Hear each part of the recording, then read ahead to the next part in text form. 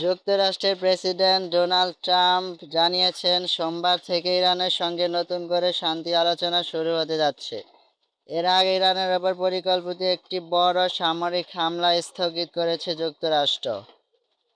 ট্রাম্পের দাবি, একটি সমঝোতার মৌলিক বিষয়ের উভয় পক্ষ একমত হওয়ার এবং মধ্যপ্রাচ্যে যুক্তরাষ্ট্রের মিত্র দেশগুলোর অনুরোধে এই মামলা বাতিল করা হয়েছে।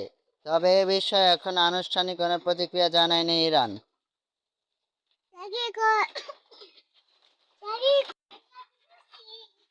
ট্রাম্প আরও বলেন, সৌদি আরব, যুক্তরাষ্ট্র, আরব আমিরাত ও কাতার সহ কয়েকটি মিত্র দেশ হামলা না চালানোর অনুরোধ জানিয়েছিল। তাদের বিশ্বাস ছিল হরমুজ প্রণালী ও পারমাণবিক ইস্যুতে একটি সমঝোতার সুযোগ তৈরি হয়েছে।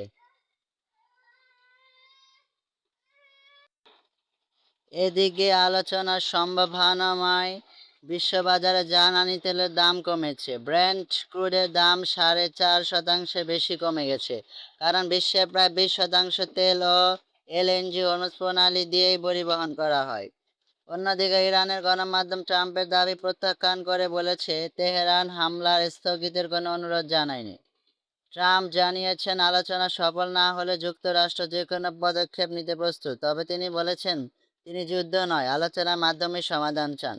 এখন আন্তর্জাতিক মহলের নজর সোমবার সম্ভাব্য আলোচনার দিকে। এই আলোচনা মধ্যপ্রাচ্যের চলমান সংকট নিরসনে নতুন অগ্রগতি আনতে পারবে কি না সেটি দেখার বিষয়।